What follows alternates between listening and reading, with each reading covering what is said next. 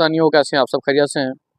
मशहूर YouTuber TikToker रजब भट्ट, ये एक ऐसा गलीज़ इंसान है, ये एक ऐसा बेगैरत आदमी है। ये फेमस होने के बावजूद मज़ीद इसको सब्सक्राइबर चाहिए, व्यूज़ चाहिए, मज़ीद इसको डॉलर चाहिए, और इन सब के लिए ये कोई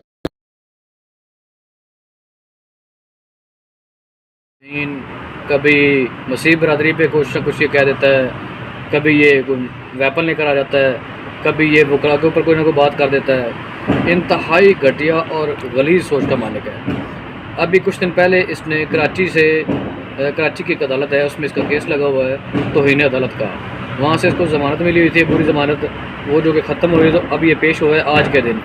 तो अब इसको मज़ीद जो है इसकी ज़मानत में तौसीक़ कर दी गई 2 जनवरी तक। वहाँ पे भी ये वकला के बारे में कुछ ना कुछ कह रहा था, और जो वकला है ना, फिर उन्होंने इसकी अच्छी खासी धुलाई की, इसकी चमड़ी तक उखेड़ी है, और मेरे ख्याल से उन्होंने बहुत अच्छा किया है और कम किया है।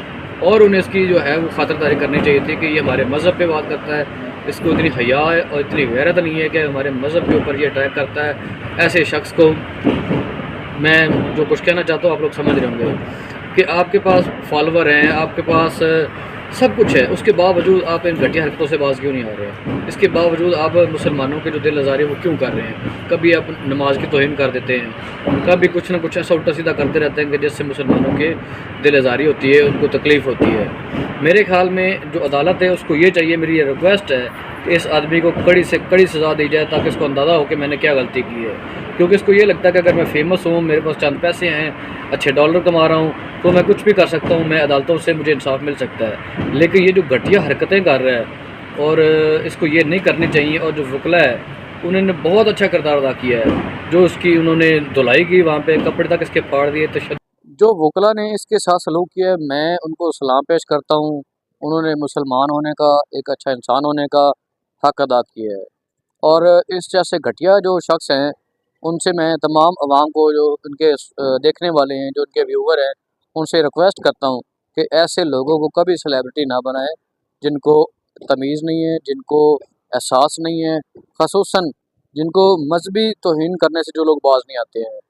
तो देखना तो अब ये है कि आइंदा जो समाअत होगी, जब ये दोबारा कराची पहुँचेगा, तो वहाँ पे जो वकला हैं वो दोबारा इसके साथ क्या सलूक करते हैं, क्योंकि वीडियो में देखा जा सकता है इन्होंने वहाँ पे माफ़ी भी मांगी है, इसने, इस बगैरत ने। तो वकला से ये माजरत भी कर रहा है, उनसे माफ़ी मांग रहा है, उन्होंने कपड़े फाड़े, इसकी जितनी उन्होंने खातिर तवाज़ो की, अच्छी की।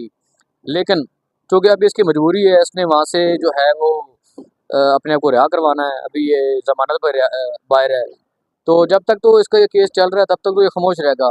उसके बाद ये फिर कुछ ना कुछ बगैरती करेगा, जिस तरह इसने पहले एक परफ्यूम लॉन्च कर दिया था, जिसका नाम जो कि गैर अखलाकी और गैर ज़रूरी था, और ये सिद्धू मूसे वाले का फ़ैन बनता है। चलें, देखिए, वो एक गैर मुस्लिम है, आप मुसलमान हो, आप अपनी हर वीडियो में आप दिखाते नहीं, मैं जब भी वीडियो बना रहा हूँ तो मैं सबसे पहले दरूद पाक पढ़ रहा हूँ।